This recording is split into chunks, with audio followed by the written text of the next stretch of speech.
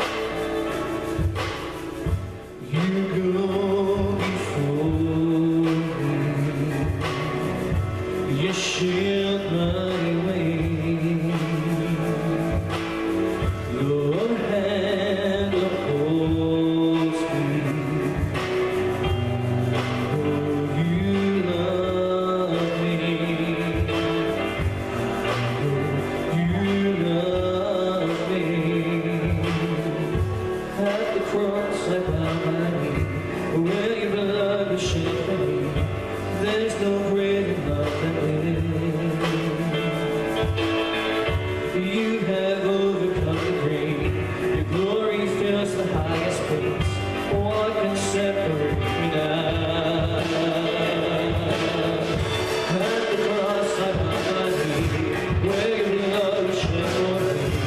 There's no way to find it. You have overcome the grave. Your glory fills the highest pit. What can separate now? You told the veil. You made a way. You said that it is done. You told the veil. You made a way. You said that it is done. You said that it is done. And when the earth falls from my eyes, and you stand before me,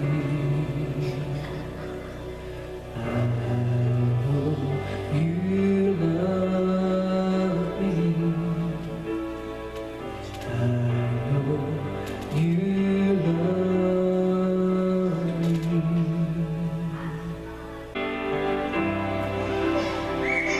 There is a truth older than the ages. There is a promise of things yet to come.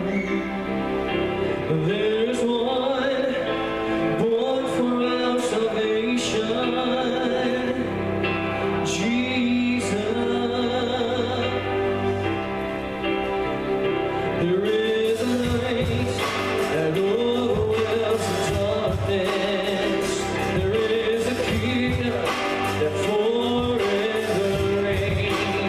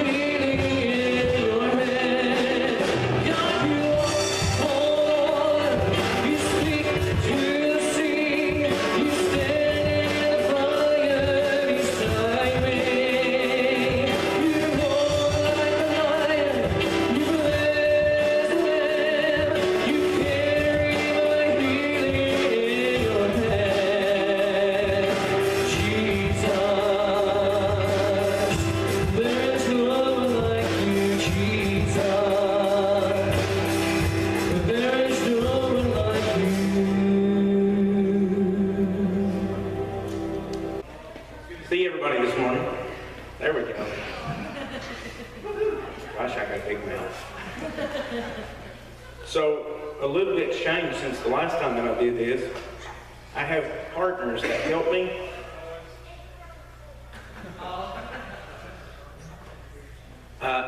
Unlike John, who puts his on to see you and takes them off to see this, I do exactly the opposite. I take them off to see you and put them on to see this. But I tried to make sure that I wrote big enough that I could see this regardless. So I may or may not have to do that. We'll find out. It's good to see everybody this morning. It's good to be here. It's always a blessing to be here. It's always a blessing to see every face. And I see a couple faces that I don't see every Sunday, so it's great to see a new face in the building. It's always wonderful to have a new soul here. It's wonderful to have an opportunity to fellowship with you this morning, and hopefully to be able to say something that touches your heart and changes the way you see things. So in the last several weeks, John's been talking from Corinthians, preaching from Corinthians. We're going to change that up a little bit. He's going to get back there, I guess, next week when he gets back. But this week we're going to move into something a little bit different and just leave that for him. Today we're going to talk about something that we all have, something that we all use each and every day. So we're going to talk about shoes, clothes, cell phones. We know we can't make it without those, right?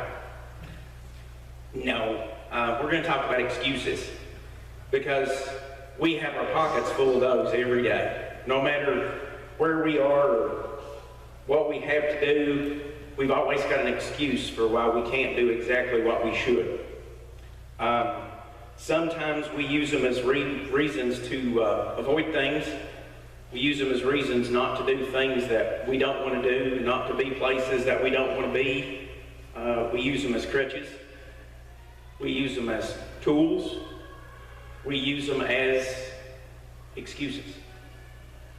So this week I was cruising through Facebook. Anybody else cruise Facebook? I don't write a lot, but I read a lot. So everybody knows that my wife teaches pound.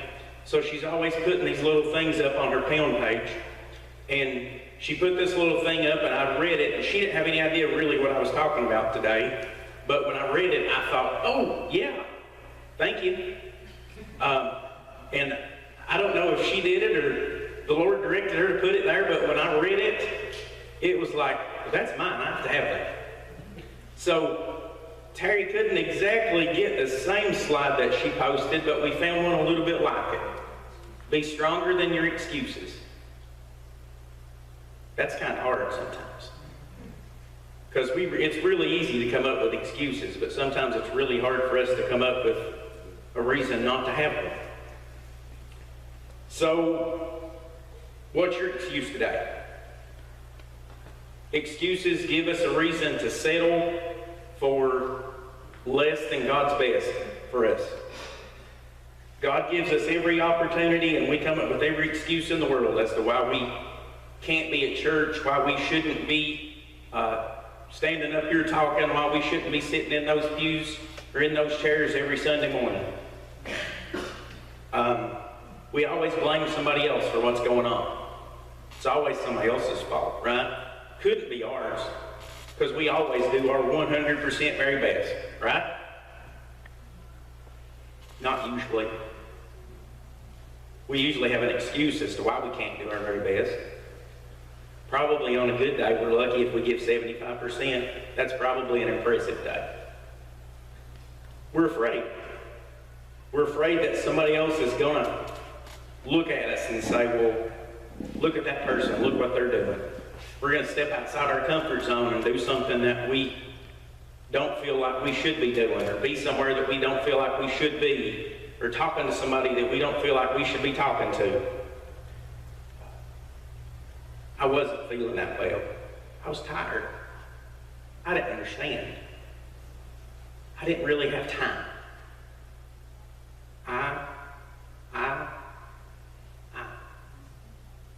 If there's that many I's, somebody's probably got some responsibility that they should be taking. They're all excuses. Nothing more. Nothing impressive, nothing that gives us a right to be less than what we should be, to do less than what we should do. It's just a way for us to brand our insecurity with some justifiable alibi. Well, I didn't do it. I didn't mean it. I wouldn't do it again. And none of that changes the fact that we did it. And all we have to do is say, it's mine. I did it. It was wrong. I'm going to own it. I'm going to take responsibility for it. I feel tired, but I'm going to push through it and do the right thing anyway. I didn't understand exactly, but I'm going to go back and ask and see if I can understand a little better.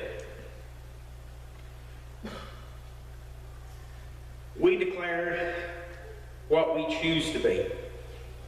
Every day, somebody out there says, I can't be fill in the blank. I can't be a doctor. I can't be a lawyer. I can't be a whatever. I'm not smart enough to do that. My family's never done anything like that. What are we doing? Waving the white flag. Even before we try. We lost that battle even before we decided to try to fight it. We just gave it up. We made an excuse as to why it wasn't for us. Now, this is strange to me. This is strange to me. When I was in high school, we always had these little things that we needed to read, these little presentations that we had to do, these papers that we had to write. We had to get up and stand in front of class and read them. So everybody knows that I have a big mouth and I talk a lot and probably too much most of the time. My wife will tell you that's probably true.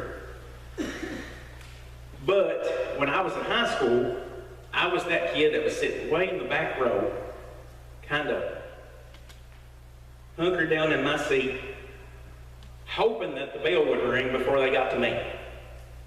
Because I didn't want to stand up in front of two people and talk, much less a building full.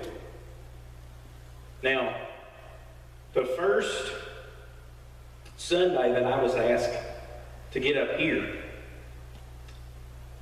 man, I was looking for an excuse. I thought, well, let me check. My wife loves to travel. Surely we're going somewhere. And if not, maybe we could plan a last-minute trip so I'm not going to be here. It's not going to be a lie. We're going somewhere. But this little tug said, no, you got the invitation for a reason. So maybe you've got something that I need you to say.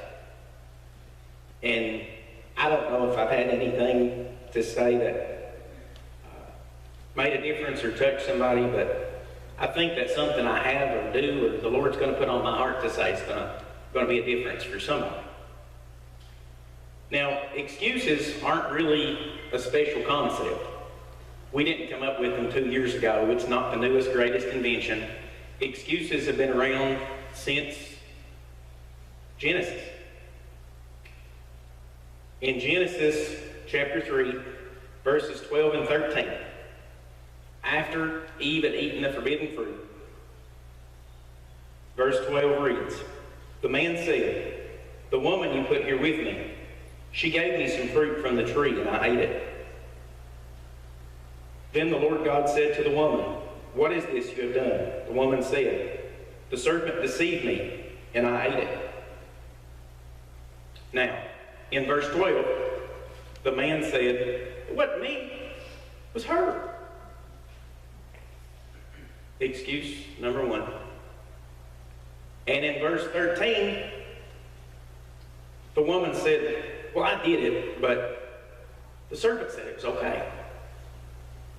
Now, if you remember from your reading a little bit earlier back in that same chapter, God said, you can eat from any tree in the garden, but not from this tree, not this fruit. But as opposed to following directions, I didn't understand. Or as opposed to taking responsibility, we made two excuses. And so the circle begins. And here we are today with our pockets full of excuses just like Adam and Eve had. We live in a world of excuses. No one these days is wanting to take responsibility for the things they do. Just like Adam and Eve, we've got an excuse for everything. Watch the news. Turn it on. Morning, evening, and night. It's not about what's right or it's not about what's wrong. It's about what excuse they can make up for why somebody did this or why somebody said that. Half the things we do today, we do it so we don't hurt somebody's feelings. And I'm sorry, but sometimes people's feelings get hurt. And we can't necessarily make an excuse as to why we don't hurt somebody's feelings if what hurts their feelings is right.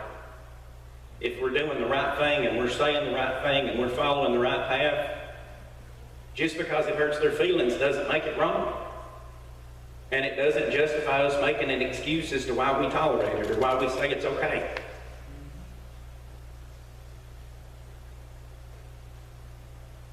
So, we've got empty chairs here this morning. We always have a few empty chairs. Some days there's more than others. Some churches have more empty chairs than we do. Some have fewer empty chairs than we do. But everybody's got an excuse as to why they don't come to church. I don't go to church because there's too many hypocrites in church. Those people act like they're just doing the right thing, and the only thing they're doing is sitting there judging me and doing the same things they tell me that I shouldn't be doing. True? Sometimes. Sometimes it is. Well, he's just as big a sinner as me. Maybe. But who in here knows a better place in the world for a sinner to be than church? Amen. It doesn't matter if you're perfect, because if you proclaim yourself to be perfect, you may be telling a fib. Because you're probably not. I'm not. Don't proclaim myself to be. And anybody that knows me knows I'm not. But we can't always make an excuse as to why we don't go to church. We can't judge ourselves or compare ourselves to other people or let other people compare us to them. Because in the end, what we're going to be judged by is what God had planned for us compared to what we chose to do. That's the comparison I think we're going to be looking at. What was God's best for us? Where did He intend for us to be? What did He intend for us to do? And where were we on that spectrum? Did He intend on us being right here in the middle, but we were way over here to the right? Or we were way over here to the left? How far were we away from the center? Just a little bit? A whole lot? Did we make an effort and just come up a little bit short? Or did we just be like me in high school and take the back seat and slide way down real low and just hope that He didn't see us as we kind of skimmed through? Well, you know, I can't really go to church because it's the only day of the week I get off work, and I got some other things that I need to do, and well, that don't make it right. Jesus wasn't worried about what day of the week it was when they put Him on that cross for us. He didn't need to take that day off. He wasn't worried about what other things that needed to be done, because there was nothing more important to Him than us. And there should be nothing more important to us than Him. Now, I'm not picking on you. Everybody's got days when you can't be here, and I'm not saying you have to be here every single day, every single minute. It happens. But we need to make fewer excuses and more trips through the doors. Excuse me. Well, church starts too early. I need a day to sleep in. I don't have anything to wear. You name it. We've got an excuse why we can't do it. As we look at our decisions, we need to look at our decisions and decide, is it a legitimate problem? Or are we just making an excuse? Luke chapter 14, verses 15 through 24. I'll read to you for a minute. In verse 15, when one of those at the table with him heard this, he said to Jesus, Blessed is the one who will eat at the feast in the kingdom of God. Jesus replied, a certain man was preparing a great banquet and invited many guests. At the time of the banquet, he sent his servant to tell those who had been invited, come, for everything is now ready. But they all alike began to make excuses. The first said, I have just bought a field and I must go and see it. Please excuse me. Another said, I have just bought 5 yoke of oxen and I'm on my way to try them out. Please excuse me. Still another said, I just got married, so I can't come. The servant came back and reported this to his master. Then the owner of the house became angry and ordered his servant, go out quickly into the streets and alleys of the town and bring in the poor, crippled, blind, and the lame. Sir, the servant said, what you ordered has been done, but there is still room. Then the master told the servant, go out on the roads and county lanes and compel them to come in, so that my house will be full. I tell you, not one of those who were invited will get a taste of my banquet. This is what Jesus does for us. This is what's been laid out in front of us. He's prepared us a place. He's built us a mansion. He's fitted us a crown and a robe and prepared us a feast. And what we have to do is prevent our excuses from keeping us from the best the Lord's got for us. Don't make excuses for failing to be our best, for failing to do what the Lord's asked us to do. We must not let our excuses condemn us to hell. We must not let our excuses rob us of our place at the table. Now, some of you know what I do for a living and some of you don't. I'm a nurse practitioner, and I've been blessed in my job to be able to do the things that I do, to be able to help people every day. And some days it's a little bitty difference, and some days it may be a really big difference, but every day in being there is a little bit like the opportunity that I've been given here. I've done this this is the 3rd message. But people ask me, are you preaching Sunday? Well, I'm talking to church. I have a hard time responding to the positive and when people say, are you preaching? Because since I was, and I don't feel like I'm preaching today. I've got some words that me and the Lord came up with, and I'm giving them to you, but there's something about preaching that seems like it's not. That's more than what I've got. That's more than what I have to offer. That's more than what the Lord's given me, at least at this point in time. Now, I've got a message, and I'm happy to be able to get up and say something for my Lord, and maybe it makes a difference and touches a heart. And I'm not making excuses as to why maybe I'm not doing as well up here as what I should do.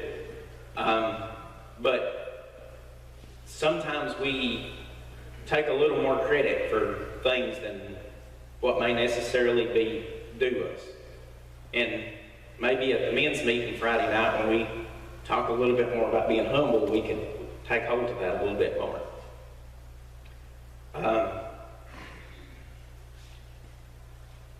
I believe that in my office, Monday through Thursday, I'm off on Friday, or in here on Sunday morning, if every day or once in a lifetime you can say something that touches one heart, you can do something that changes one person, then it makes all the other stuff that seem to be pulling you down worth it. I can spend a whole day in my office and see 20 patients, and on most days 19 of them are fabulous, wonderful people, and it's just a blessing to be able to be with them. And then you get one who just kind of seems to push your buttons a little bit. And you have to decide at the end of the day, are you going to let that one be what makes your day, or are you going to let the 19? And in our excuses, lots of times what we do is let that one. Because we got 19 other reasons why we should be in church, why we should be doing what the Lord's got planned for us, why we should be talking to other people, why we should be doing the right thing. But we got that one excuse. That one excuse that says, you don't have to. Just tuck your head down. Nobody will see you. Nobody will know. Go around the corner and walk around that way. They won't see you. Nobody will talk to you. Well, if you go here and do it, nobody will see you. They won't care. We're back to our excuses. We're back to our seat at the table, and are we going to take it or are we not? I heard this story the other day on the radio, and it was a story about the devil and his three helpers. The devil asked each the same question and asked them to come up with an idea as to how they could help him to rule the world. When he asked the first one, he said, I'm going to tell people there's no God. The devil looked at him and said, don't be an idiot. Nobody's going to believe that.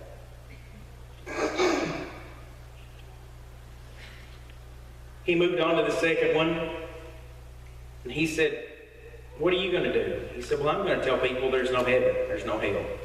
That this is all it is. So you need to enjoy it while you're here. He said, don't be stupid.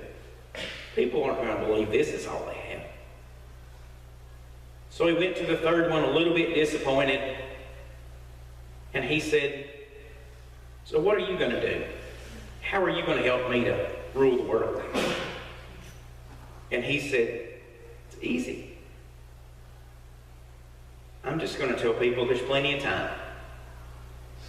You can do it tomorrow. You don't have to do it today. Enjoy yourself today. And the devil smiled and said, together, we will rule the world. The biggest excuse we ever use, I'll do it later. I don't have time right now. Do we have time to tell those that we care about how we feel? Do we have time to visit those parents that maybe we've not been visiting the way we should? Do we have time to wait before we say we're sorry? Do we have time to get saved later? Or do we need to do all those things today?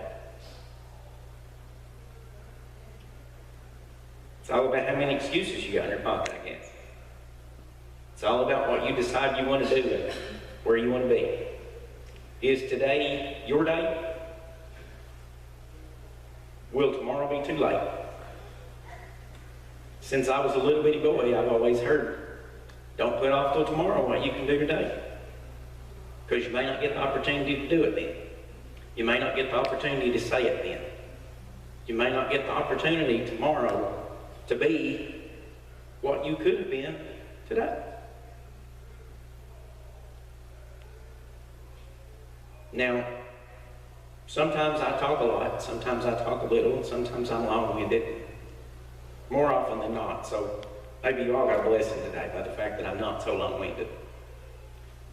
But if in your heart, in your soul, the Lord's got something that He's picking away at,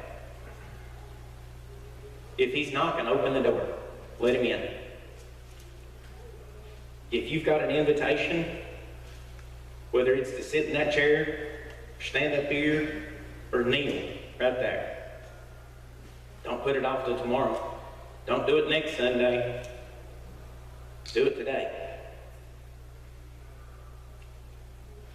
We never, ever, ever close out a service here without giving everybody the opportunity to ask the Lord to be their Savior. If today is your day, please come forward.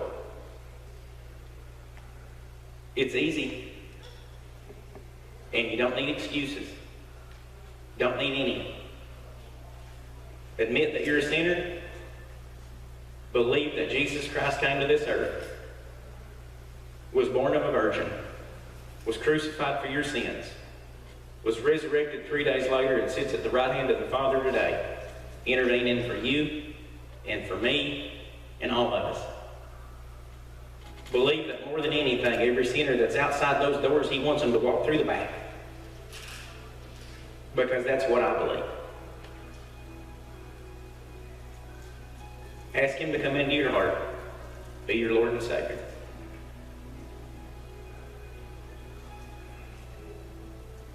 If that's the decision that you need to make today, as Tony plays this closing song, come forward. We'll pray with you to your heart's content.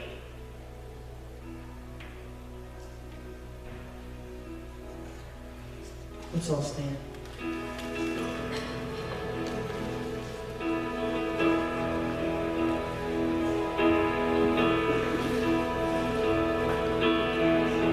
Come sinner, poor and needy, we can wound your red, sick soul. Jesus ready stands to save you, full of pain of power. I will rise and go to Jesus. He will embrace me in his arms, and in the arms of my Savior, oh, there are 10,000 charms. Come ye weary, heavy laden, lost and ruined by the fall. If you tarry till you're better, you will never come at all. I will rise and go to Jesus. He will embrace me in his arms, and in the arms of my Savior, oh, there are 10,000 charms. I will rise and go to Jesus. He will embrace me in his arms, and in the arms of my Savior, oh, there are 10,000 charms. Oh, there are 10,000 charms.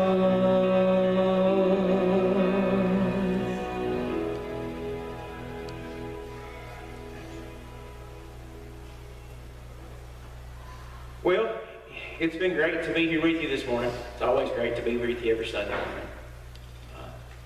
My week just doesn't seem to go well if I don't start it off on Sunday morning here. I'm blessed to be surrounded by such wonderful people. I always feel blessed to have the opportunity to say something for my Lord. And I'll close us out with a word of prayer.